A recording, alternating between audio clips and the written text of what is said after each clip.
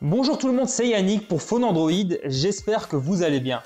Aujourd'hui on se retrouve pour le test du Nubia Z17 Lite, un appareil milieu de gamme disposant d'un design particulièrement séduisant.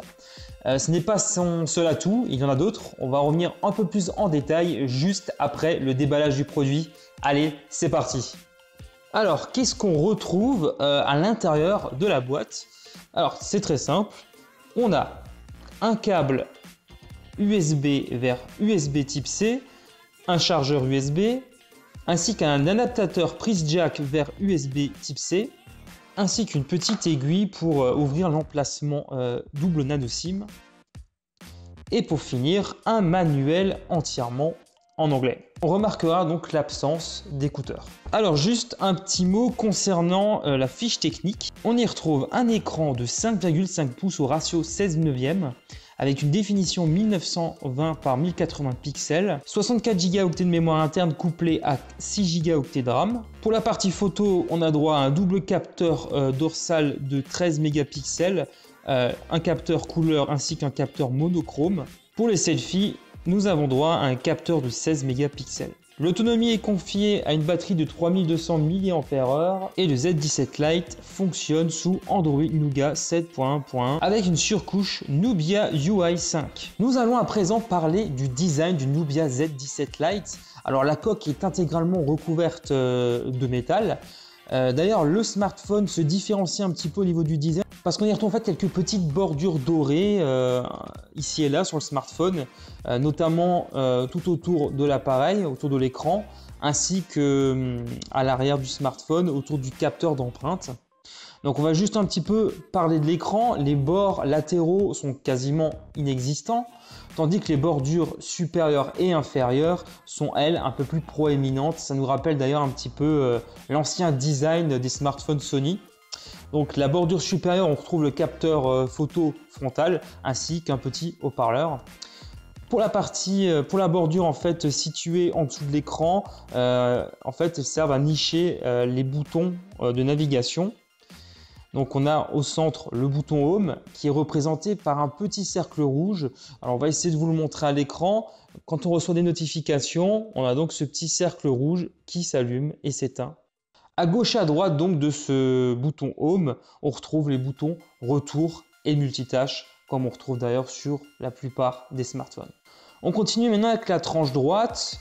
Nous avons droit en fait au bouton Volume et Alimentation. Sur la tranche gauche, on retrouve l'emplacement Dual Nano SIM. Tandis que sur la tranche inférieure, nous avons droit à deux grilles de haut-parleurs ainsi qu'au port USB type C. On termine sur la partie dorsale, donc comme je l'ai dit tout à l'heure, on a un capteur d'empreinte ainsi qu'un double capteur photo légèrement proéminent équipé d'un double flash LED à double ton. Alors nous chez Phone Android, on trouve que le design est plutôt sympa, il est assez séduisant ce Nubia Z17 Lite. On apprécie justement que le constructeur et soigner le design du produit. Alors on enchaîne maintenant directement avec les performances. Alors que vaut le Snapdragon 653 qu'on n'a pas forcément l'habitude nous ici de croiser, puisque ces derniers temps sur les tests c'est pas vraiment le SoC qui est revenu le plus souvent. Alors qu'est-ce qu'il vaut en situation de jeu? Alors c'est très simple, on a essayé le dernier Asphalt. Alors bien que le jeu soit particulièrement gourmand en ressources, le jeu tourne sans aucun problème. On note peut-être quelques temps de chargement qui sont un petit peu plus longs que sur un Snapdragon 835, donc le SoC haut de gamme de Qualcomm. Nous avons également passé au benchmark cet appareil. On a un score de 90 156 sur AnTuTu.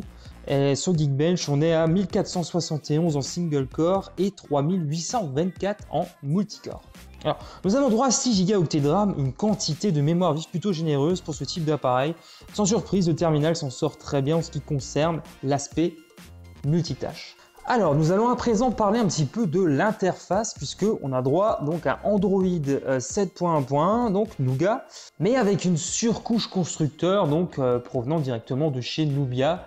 Alors qu'est-ce que nous pouvons en dire? Alors beaucoup de bonnes choses. Alors tout d'abord, ce qu'il faut noter, c'est que la surcouche est dénuée de tiroirs d'application. Donc c'est un peu une approche similaire à beaucoup de ROM asiatiques, notamment chez Xiaomi. Ce qui nous a également choqué lorsqu'on a pris en main le smartphone pour la première fois, c'est tout simplement l'absence de raccourcis dans le volet de notification. C'est quelque chose dont on n'a pas l'habitude, même chez les autres marques asiatiques. Nubia en fait fait les choses un petit peu à sa manière, clairement. Par exemple, pour faire apparaître tout simplement les différents raccourcis, il faut glisser son doigt du bord droit ou gauche de l'écran vers le haut pour faire apparaître en fait ce fameux dock où on retrouve en fait donc le raccourci pour le Wi-Fi, le Bluetooth ou encore le mode avion, ou encore pour activer, on va dire, le mode lampe torche. Donc, on rend vraiment des originalités qui sont vraiment liées à la surcouche. On peut par exemple paramétrer assez facilement le capteur d'empreinte pour que quand le smartphone est déverrouillé, on puisse faire des captures d'écran tout simplement en appuyant dessus. Donc une manipulation moins fastidieuse que le fameux couple volume plus bouton d'allumage. Nubia a également proposé une fonctionnalité qui permet d'enregistrer l'écran tout en voyant, on va dire, des différentes manipulations qui sont faites avec les doigts. C'est vraiment appréciable d'après nous. Le menu paramètres est lui quelque peu chamboulé. On peut constater la présence de quelques options originales pour personnaliser la surcouche, notamment en balayant donc l'écran vers le haut ou vers le bas. Il est possible de fermer une application ou ajuster la luminosité en glissant les doigts sur les deux bordures latérales de l'écran.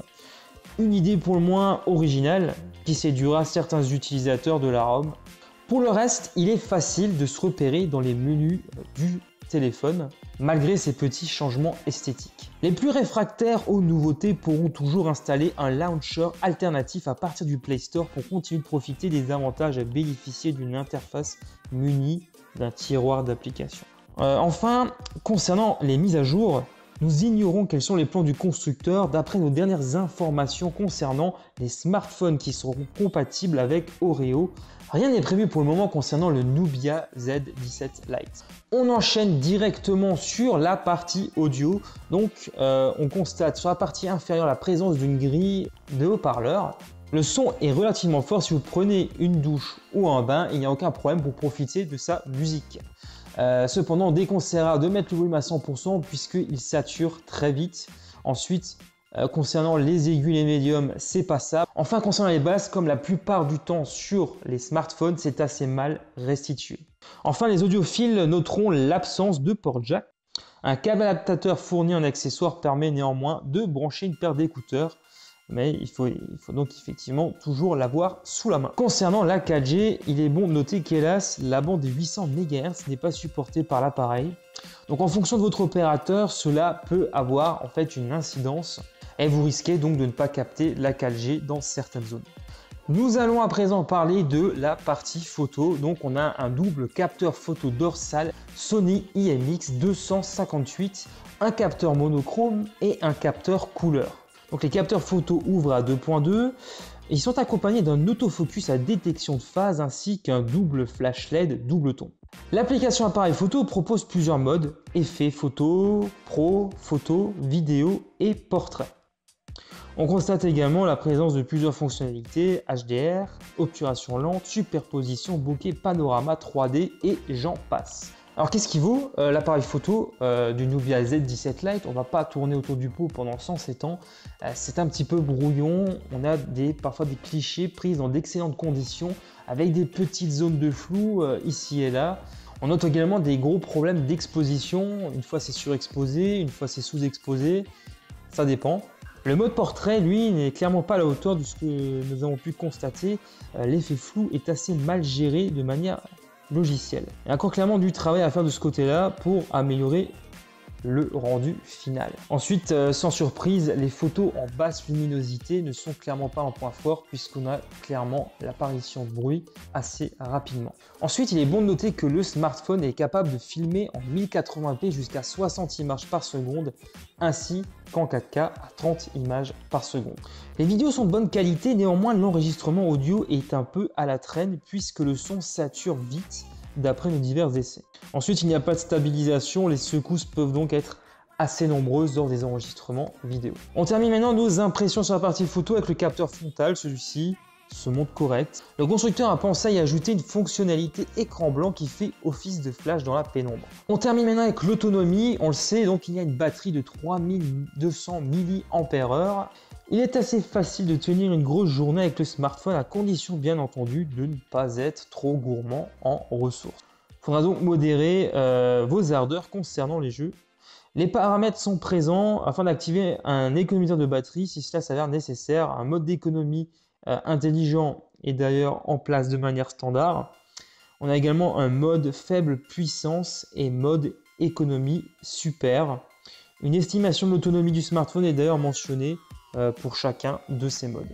Alors concernant la disponibilité et le prix du smartphone, il est proposé sur divers sites d'import aux alentours de 210 € dans la version 64 Go de mémoire interne et 6 Go de RAM. D'après nous, c'est un prix qui est quand même relativement attractif compte tenu de ce que nous propose Nubia sur son smartphone, un design quand même assez premium avec des caractéristiques techniques assez intéressantes compte tenu du prix. Mais on va pas se mentir, la concurrence est quand même relativement rude, notamment de la part de Xiaomi ou encore de Honor. Alors au final, qu'est-ce qu'on pense chez Phone Android de cet appareil? Le rapport qualité-prix est donc pour nous au rendez-vous, comme on l'a dit à l'instant. Nous avons particulièrement apprécié donc son design, son écran, ainsi que sa ROM qui offre quelques petites originalités. On regrettera néanmoins que l'appareil photo soit un petit peu faiblard, ainsi que l'absence du port jack et de la bande des 800 MHz pour la 4G. Ensuite, en matière de suivi logiciel, on ne sait pas trop ce qu'a prévu Nubia concernant son smartphone, puisqu'aux dernières nouvelles, Oreo n'est tout simplement pas prévu. Là, on arrive à présent au terme de cette vidéo. J'espère qu'elle vous a plu. N'hésitez pas à mettre un pouce en l'air et à nous laisser un petit commentaire juste en dessous de la vidéo. Dans la description de la vidéo, vous retrouverez tous les liens des réseaux sociaux où nous sommes présents. Vous y retrouverez également le lien pour accéder au test écrit du Nubia Z17 Lite. On vous remercie d'être toujours aussi fidèle à Phone Android. Pour ma part, je vous dis à bientôt dans une prochaine vidéo. D'ici là, portez-vous bien. Allez, ciao tout le monde!